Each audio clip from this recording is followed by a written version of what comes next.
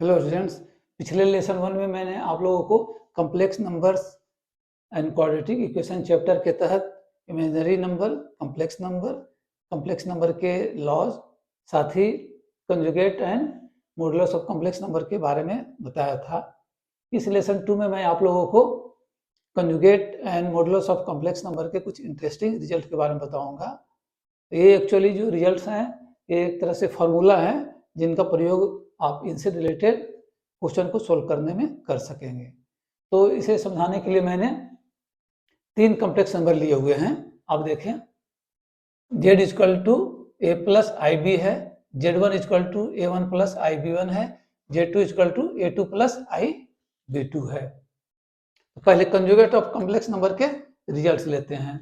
तो पहला है conjugate of complex number z will be equal to z। Second है product of z and conjugate of z will be equal to square of modulus of z। Third है conjugate of z1 plus z2 and this will be equal to conjugate of z1 plus conjugate of z2। Fourth है conjugate of z1 minus z2 will be equal to conjugate of z1 minus conjugate of z2। Fifth है conjugate of z1 into z2 and this will be equal to conjugate of z1 into conjugate of z2। Sixth है conjugate of z1 divided by z2 and this will be equal to conjugate of z1 divided by conjugate of z2 provided complex number z2 is not equal to 0। तो इसे आप बहुत आसानी से proof कर सकते हैं। मैंने पहला को प्रूफ करके दिखाया हुआ है। आप देखें व्हाइट बोर्ड को, क्या पहला जो है वो है conjugate of complex number z will be equal to complex number z। तो देखिए हमने लिखा हुआ है complex number z equal to a plus i b, जो यहाँ पे है। अब इसका जब कंजुगेट लेंगे तो conjugate of z will be equal to, यहाँ प्लस की जगह माइनस आ जाएगा, तो a माइनस आई बी हमने लिख दिया। अब कंजुगेट ऑफ z हम जब लेंगे तो यहाँ माइनस की जगह प्लस आ जाएगा, तो हमने लिखा है conjugate of z equal to a plus i b. अब ये a प्लस आई बी क्या है यहाँ पे, वो है कॉम्प्लेक्स नंबर z, तो इसलिए हमने यहाँ लिख दिया कॉम्प्लेक्स नंबर z। तो हो गया conjugate of z will be equal to z। तो ये हमने इस तरह से प्रूफ किया। इसी पैटर्न पे आप इन्हें प्रूफ कर सकते हैं। अब मॉडुलस ऑफ कॉम्प्लेक्स नंबर के इंटरेस्टिंग रिजल्ट्स या यूं कहें फॉर्मूलाज के बारे में जानते हैं। तो पहला है product of complex number z and conjugate of z and this will be equal to square of modulus of z। Second है modulus of z equal to modulus of conjugate of z and this will be equal to modulus of minus z। Third है modulus of z1 divided by z2 and this will be equal to modulus of z1 divided by modulus of z2 provided complex number z2 is not equal to 0। उसी तरह से fourth है modulus of z1 into z2 and this will be equal to modulus of z1 into modulus of z2। तो इसे भी आप बहुत आसानी से प्रूव कर सकते हैं इनका प्रयोग करते हुए। इसमें भी मैंने आपको पहला प्रूफ करके दिखाया हुआ है व्हाइट बोर्ड पे, आप देखें यहाँ। तो ये पहला है कि product of z and conjugate of z will be equal to square of modulus of z। इसे मैंने प्रूफ किया हुआ है यहाँ पे। तो देखिए z इक्वल टू हमने लिखा a प्लस आई बी, जो यहाँ लिखा हुआ है, तो कंजुगेट ऑफ z हो जाएगा, यहाँ प्लस की जगह माइनस हो जाएगा, तो इसलिए लिखा है a माइनस आई बी। अब यहाँ हमने लिया है जो प्रूफ करना है लेफ्ट हैंड साइड में कि product of complex number z and conjugate of z equal to, अब इसके जगह हम ये सब्स्टिट्यूट कर देंगे a प्लस आई बी और कंजुगेट ऑफ z की जगह सब्स्टिट्यूट कर देंगे a माइनस आई बी। तो यहाँ हमने सब्स्टिट्यूट कर दिया, ये ब्रैकेट बंद कर दिया। अब देखिए जब ये दोनों को हम मल्टीप्लाई करेंगे तो क्या हो जाएगा, a square minus i b का होल स्क्वायर। अब देखिए हमने लिखा product of complex number z and conjugate of z equal to, अब ये जो है a स्क्वायर हो जाएगा, ये जो है हो जाएगा प्लस बी स्क्वायर। अब a square plus b square क्या होता है, वो होता है square of modulus of z. क्यों कि मॉडुलस ऑफ जेड जो होता है that is equal to square root of a square plus b square, जो कि मैंने पिछले चैप्टर में आपको बताया हुआ है। तो इस प्रकार आप, जैसे मैंने ये प्रूफ किया है, उसी प्रकार आप भी इन सबको प्रूफ कर सकते हैं। तो ये एक तरह से फॉर्मूला है जिनका प्रयोग आप इनसे रिलेटेड क्वेश्चन को सोल्व करने में कर सकते हैं। अब इससे रिलेटेड एक क्वेश्चन सोल्व करते हैं जो मैंने व्हाइट बोर्ड पे लिखा हुआ है, मैंने सोल्व भी किया हुआ है। इसे मैं आप लोगों को समझाता हूं, आप देखें गौर से। क्वेश्चन है z square plus square of modulus of z equal to 0। तो जेड जो यहाँ है, जेड इज कॉम्प्लेक्स नंबर। तो इस कंडीशन के आधार पे हमें बताना है so that Z is purely imaginary number. इसे सोल्व करने के लिए जेड को हमने एज्यूम किया हुआ है, let z equal to a plus i b. तो ये जो कंडीशन दिया हुआ है, हमने लिखा हुआ है we have z square plus square of modulus of z equal to 0। अब इस इक्वेशन में हम जेड का वैल्यू सब्स्टिट्यूट कर देंगे ए प्लस आई बी।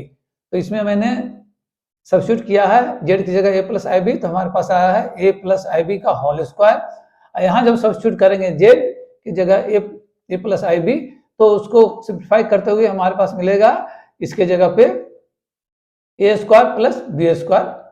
तो इस प्रकार ये जो इक्वेशन है, इसमें अगर हम z equal to a plus i b substitute करते हैं तो हमारे पास आता है ए प्लस आई बी का होल स्क्वायर प्लस ब्रैकेट में a square plus b square equal to 0। इससे फर्दर हम सिंप्लीफाई करेंगे तो हमारे पास अंततः आ जाएगा ये इक्वेशन। तो यहाँ दोनों में कॉमन है, तो दो हम बाहर निकाल लेंगे तो हमारे पास आ जाएगा finally a square plus i a b equal to 0। अब इस इक्वेशन को आप देखें, ये इक्वेशन कब सेटिस्फाई होगा? क्या बी इक्वल टू 0 लेंगे तो सेटिस्फाई होगा? नहीं होगा, क्योंकि बी इक्वल टू 0 देंगे तो ये पार्ट तो 0 हो जाएगा, लेकिन ये पार्ट 0 नहीं होगा। तो इसका मतलब हुआ b equal to 0 will not satisfy this equation. अब ए इक्वल टू 0 लेंगे तो ये 0 हो जाएगा, और यहाँ भी ए की जगह 0 बैठाएंगे तो ये भी 0 हो जाएगा। It means this equation will be satisfied if a equal to 0 not b equal to 0। इसका मतलब हुआ कि ये जो है ए इक्वल टू 0 होगा इस कंडीशन को सेटिस्फाई करने के लिए, अर्थात इस कंडीशन को सेटिस्फाई करने के लिए। तो जब इस कंडीशन को सेटिस्फाई करने के लिए ए 0 होगा, दैट मीन्स ये जो हमने कॉम्प्लेक्स नंबर माना है z equal to a plus i b, यहाँ पे 0 आ जाएगा, अर्थात real part of z is 0। यही हमने लिखा है कि real part of z equal to a equal to 0 in the complex number z equal to a plus i b for given condition z square plus square of modulus of z equal to 0। तो जब ये R E of z will be 0, then z will be purely imaginary number. तो इस प्रकार आपने देखा कि हमने कैसे इस कंडीशन के आधार पे बताया कि Z is purely imaginary number. अब मैं आप लोगों को बताने जा रहा हूं कि polar representation of complex number क्या होता है, अर्थात कॉम्प्लेक्स नंबर को पोलर फॉर्म में कैसे लिख सकते हैं। तो सबसे पहले हम लोग जान लेते हैं कि कॉम्प्लेक्स प्लेन, या यूं कहें कि आर्गन प्लेन क्या होता है। देखिए व्हाइट बोर्ड को मैंने समझाया हुआ है। If complex number z equal to x plus i y represents order pair x y, that is point P जिसका कोऑर्डिनेट हो गया x और y on x y plane, then this x y plane is called complex plane. तो ये जो y y dash x x dash जो plane है, x y plane है, इसमें पॉइंट P जिसका कोऑर्डिनेट एक्स वाई है, ये रिप्रेजेंट करता है complex number z equal to x plus i y को। तो इस प्रकार जो ये एक्स वाई प्लेन हो गया, ये हो गया कॉम्प्लेक्स प्लेन, क्योंकि ये प्लेन में जो पॉइंट P है वो कॉम्प्लेक्स नंबर को रिप्रेजेंट कर रहा है। अब जो ये कॉम्प्लेक्स प्लेन है, इसमें y y dash x x dash क्या कहलाएगा? तो देखिए मैंने लिखा हुआ है x axis will be called real axis, y axis will be called imaginary axis, और ये जो ओरिजिन O है वो कहलाएगा पोल। इसलिए हमने लिखा है O origin will be called pole। अब ये जो x x डैश एक्सिस है, y y डैश एक्सिस है, इस पे जो नंबर रिप्रेजेंट होंगे वो क्या कहलाएंगे? तो हमने देखिए लिखा है दस every number on x x dash will be real number, इसमें जो भी नंबर होंगे वो रियल नंबर होंगे। उसी प्रकार every number on y y dash will be imaginary number, y y dash पे जो भी नंबर होंगे वो इमेजिनरी नंबर होंगे। तो ये हो गया कि कॉम्प्लेक्स प्लेन क्या होता है, ये मैंने आपको बताया। अब हम लोग जानते हैं कि कॉम्प्लेक्स नंबर को पोलर फॉर्म में कैसे लिखते हैं। तो आप इस फिगर सेकंड को आप देखिए, मैं समझा रहा हूं कि let z equal to x plus i y be complex number represented by p जिसका कोऑर्डिनेट एक्स वाई है इन कॉम्प्लेक्स प्लेन। तो ये जो कॉम्प्लेक्स प्लेन है उसमें p पॉइंट है जिसका कोऑर्डिनेट एक्स वाई है, ये रिप्रेजेंट कर रहा है complex number z equal to x plus i y को। अब फर्दर देखिए, ये पॉइंट P है, इसे मैंने O से मिला दिया। अब ये P से L पे परपेंडिकुलर डाल दिया, तो ट्रायंगल हो गया POL, एक राइट एंगल ट्रायंगल हो गया। अब इस राइट एंगल ट्रायंगल में हमने एज्यूम किया हुआ है let POL equal to theta. ये जो POL है वो थीटा है, उसी तरह से OP जो है वो R है, modulus of OP equal to R, मतलब कि R पॉजिटिव है। अब इस ट्रायंगल में POL जो राइट एंगल ट्रायंगल है उस ट्रायंगल में हमने x और y का वैल्यू निकाला थीटा के फॉर्म में। ये x OL और PL y को का वैल्यू हमने निकाला थीटा के फॉर्म में। तो क्या हुआ, x equal to r cos theta और y equal to r sin theta. अब ये जो x का वैल्यू है और y का वैल्यू हमने जो निकाला है थीटा के फॉर्म में, उससे हम सब्स्टिट्यूट कर देंगे complex number z equal to x plus i y में। तो x की जगह हमने लिख दिया r cos थीटा और y की जगह लिख दिया r sin थीटा। तो हो गया r cos theta plus i into r sin theta. r दोनों में कॉमन है तो r को हम बाहर निकाल लेते हैं, बाकी को हम ब्रैकेट में लिख देते हैं। तो r को हमने बाहर निकाल दिया और क्लोज ब्रैकेट में हो गया cos theta plus i into sine theta. तो हमने इस तरह से निकाला z equal to r close bracket में cos theta plus i into sine theta. तो ये जो कॉम्प्लेक्स नंबर का फॉर्म हो गया, ये हो गया polar form of complex number z। इसलिए हमने लिखा है this form of z is called polar form of complex number z। अब देखिए, ये जो एंगल थीटा है इस कॉम्प्लेक्स नंबर प्लेन में, थीटा जो एंगल है वो क्या कहलाएगा। तो theta is called argument of z and written as ARG, arg close bracket z will be equal to theta, अर्थात argument of z equal to theta. अब जब थीटा का वैल्यू ये हो जाएगा, अर्थात थीटा जब greater than minus pi and less and equal to pi, then theta is called principal argument. तो ये जो है मैंने आपको समझाया कि कॉम्प्लेक्स प्लेन क्या होता है और कॉम्प्लेक्स नंबर को पोलर फॉर्म में कैसे लिखते हैं। अब मैं आप लोगों को polar form of complex number के बारे में कुछ और बातें बताऊंगा, उसके बाद मैं क्वेश्चन सोल्व कर बताऊंगा कि इससे रिलेटेड क्वेश्चन कैसे सोल्व किए जाते हैं। हालांकि क्वेश्चन मैंने लिखा हुआ है राइट साइड में और उसे सोल्व भी किया हुआ है, लेकिन इसे मैं बाद में समझाऊंगा। पहले जान लेते हैं कि पोलर फॉर्म ऑफ कॉम्प्लेक्स के बारे में कुछ और बातें क्या है। तो देखिए, मैंने व्हाइट बोर्ड पे लिखा हुआ है, मैंने एज्यूम किया हुआ है complex number z equal to x plus i y. अब इधर राइट साइड में जो मैंने फिगर ड्रॉ किया है वो है कॉम्प्लेक्स प्लेन। इस कॉम्प्लेक्स प्लेन में p जो पॉइंट है एक्स वाई, वो complex number z equal to x plus i y को डिनोट करता है। तो इसमें इस कॉम्प्लेक्स प्लेन में o x dash y y dash coordinate axis है जो एक दूसरे को o पे क्रॉस कर रहा है, और कॉम्प्लेक्स प्लेन में o जो है पोल कहलाता है। अब ये p पॉइंट से हम OX पे परपेंडिकुलर PL मैंने ड्रॉ किया है। अब P को O से मिला दिया है तो PL इक्वल टू Y हो जाएगा और OL इक्वल टू X हो जाएगा, क्योंकि P का कोऑर्डिनेट X और Y है। ये हमने OP एज्यूम किया हुआ है। तो हमने यहाँ लिखा हुआ है कि इन ट्रायंगल POL, जो कि राइट एंगल ट्रायंगल है, angle POL equal to theta. उसका modulus of OP equal to R। यहाँ मॉडुलस ऑफ OP R कहने का मतलब हुआ कि R positive, OL equal to X and PL equal to Y। अब इस राइट एंगल ट्रायंगल में R हम कैसे निकालेंगे, तो हम जानते हैं कि इस राइट एंगल ट्रायंगल में R होगा, R will be equal to x square plus y square का स्क्वायर रूट। हमने यहाँ लिखा है then R equal to square root of x square plus y square. अब ये जो है square root of x square plus y square, ये कॉम्प्लेक्स नंबर में क्या होता है, ये कहलाता है मॉडुलस ऑफ जेड। इसलिए हमने इक्वल टू लिख दिया मॉडुलस ऑफ जेड। अर्थात इस कॉम्प्लेक्स प्लेन में आर जो है वो modulus of z that is x plus i y है।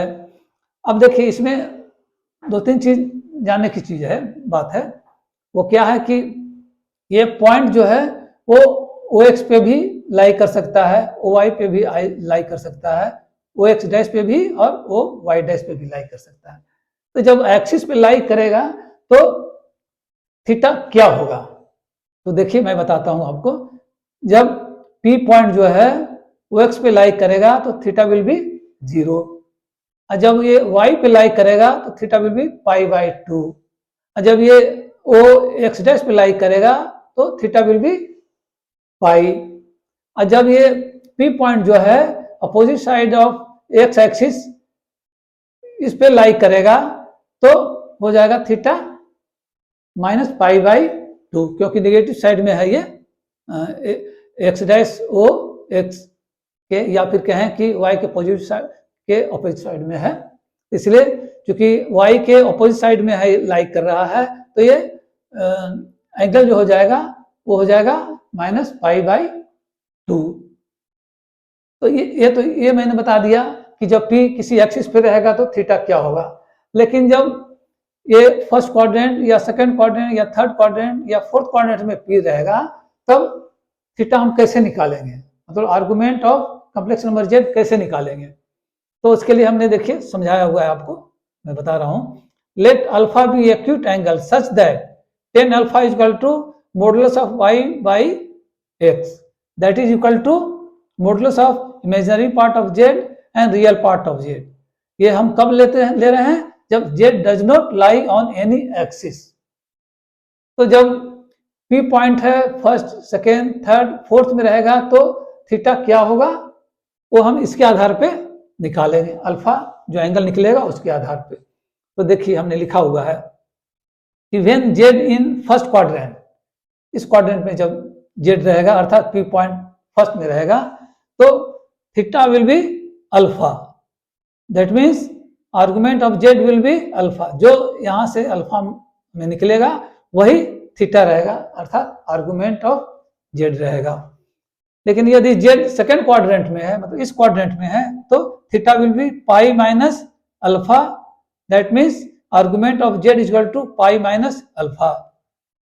When z is in third quadrant then theta will be alpha minus pi और pi plus alpha, that means argument of z is equal to alpha minus pi और pi plus alpha. जब z fourth quadrant में रहेगा तो theta क्या होगा, तो जब फोर्थ क्वाड्रेंट में रहेगा तो theta will be minus alpha या 2 पाई माइनस अल्फा, अर्थात argument of z will be equal to minus alpha और will be equal to 2 pi minus alpha. तो ये मैंने बता दिया कि जब कॉम्प्लेक्स नंबर किसी क्वाड्रेंट में रहेगा तो वो उसका जो आर्गुमेंट है वो कैसे निकलेगा, ये मैंने बता दिया। वो निकलेगा 10 अल्फा से जो अल्फा का वैल्यू निकालेंगे उसके आधार पे वो निकलेगा। अब इससे रिलेटेड एक क्वेश्चन जो मैंने आपको बताया था उसे मैं बता रहा हूं कि कैसे वो सोल्व किया गया है।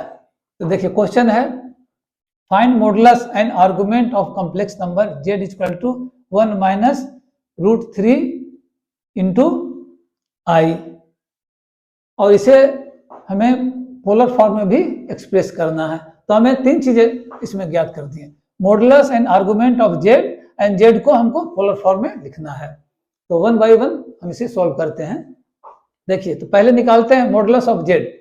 तो मॉडुलस ऑफ जेड क्या हो जाएगा, that is r modulus of z is equal to, अब ये रियल पार्ट का स्क्वायर प्लस इमेजिनरी पार्ट का स्क्वायर होगा। तो यहाँ 1 है तो 1 स्क्वायर, यहाँ माइनस √3 है तो माइनस √3 का होल स्क्वायर। अब इसको जब सिंप्लीफाई करेंगे तो आ जाएगा 4 का स्क्वायर रूट दैट इज 2, अर्थात मॉडुलस ऑफ जेड जो है वो 2 आ गया, इसे हमने निकाल लिया। अब हम आर्गुमेंट ऑफ कॉम्प्लेक्स नंबर निकालते हैं। तो इसके लिए चूंकि ये देखेंगे बाद में कि किस क्वाड्रेंट में है उसके आधार पर निकालेंगे, लेकिन पहले हम अल्फा का वैल्यू निकाल लेते हैं। तो हमने लिखा let alpha be acute angle given by 10 alpha that is equal to modulus of y by x equal to modulus of imaginary part of z divided by real part of z. Imaginary part of z यहाँ हो गया -√3, हमने लिख दिया -√3। Real part हो गया 1, तो divide by 1 कर दिया। अब ये क्या हो गया, √3 हो गया। तो √3 10 में किसका वैल्यू होता है, वो होता है 60 का। तो 60 जगह हमने π/3 लिख दिया था, 10 π/3। इसका मतलब अल्फा का जो वैल्यू हो गया π/3 हो गया। अब पता करते हैं कि जेड जो है किस क्वाड्रेंट में लाई कर रहा है। तो देखिए यहाँ जेड है 1 - √3i lies in fourth quadrant में लाई कर रहा है। क्यों? क्योंकि इसमें जो x है वो 1 है और y जो है -√3 है। तो इस प्रकार ये फोर्थ क्वाड्रेंट में लाई कर रहा है। तो जब फोर्थ क्वाड्रेंट में लाई करता है तो आर्गुमेंट ऑफ जेड क्या होगा, यहाँ हमने लिखा हुआ है, when z is in fourth quadrant then theta will be -alpha. तो यहाँ हो गया theta that is argument of z, this will be equal to -alpha, यहाँ लिख देंगे इक्वल टू -π/3। तो इस प्रकार हमने आर्गुमेंट ऑफ जेड भी निकाल लिया। और जब हमने आर्गुमेंट ऑफ जेड निकाल लिया और मॉडुलस ऑफ जेड भी निकाल लिया, तो हम ये जो कॉम्प्लेक्स नंबर है उसे पोलर फॉर्म में लिख सकते हैं। तो यहाँ क्या है formula, polar form of z will be equal to r close bracket में cos theta plus i into sine theta. तो जो मॉडुलस ऑफ ये जो r निकाला है उसके जगह 2 का वैल्यू हम सब्स्टिट्यूट कर देंगे। यहाँ r इक्वल टू निकाला है तो r इक्वल टू 2 यहाँ बैठा देंगे। अब क्लोज ब्रैकेट में थीटा की जगह हम वैल्यू सब्स्टिट्यूट कर देंगे।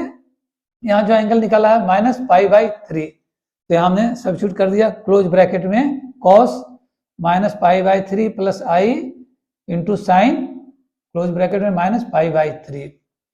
अब ये जेड इक्वल टू हमने ये लिख दिया। अब हम फॉर्मूला से जानते हैं कि cos -theta equal to cos theta होता है और sin -थीटा होता है -sin थीटा। तो इस प्रकार हम लिख देंगे cos -π/3 की जगह हम लिख देंगे cos π/3 और sin -π/3 की जगह लिख देंगे -i sin/3, क्लोज ब्रैकेट कर देंगे, यहाँ 2 लिख देंगे। तो इस तरह से जेड को हमने पोलर फॉर्म में लिख दिया। इसी तरह से अन्य क्वेश्चन भी आप सॉल्व कर सकते हैं इनसे related. Students, this lesson phrase is on edge. इसका हिंदी मतलब होता है उत्सुकता से बेचैन होना। तो इसके उपयोग के बारे में मैं बताने जा रहा हूँ एक कहानी के माध्यम से, जो कि इंटरेस्टिंग है, आपको लगेगा। तो मान लिया जाए कि आप IIT एडवांस में अच्छे रैंक से उत्तीर्ण हो गए हैं और आपका IIT दिल्ली या कानपुर या अन्य ऐसे इंस्टीट्यूशन में एडमिशन कंप्यूटर साइंस इंजीनियरिंग में हो गया है। आप इंस्टीट्यूशन में जाते हैं और पहला क्लास अटेंड करने के लिए जाते हैं, तो वहाँ आप पाएंगे कि सबसे पहले सभी स्टूडेंट्स का एक ओरिएंटेशन होता है, जिसकी सूचना आपको आपके हॉस्टल में दे दी जाती है।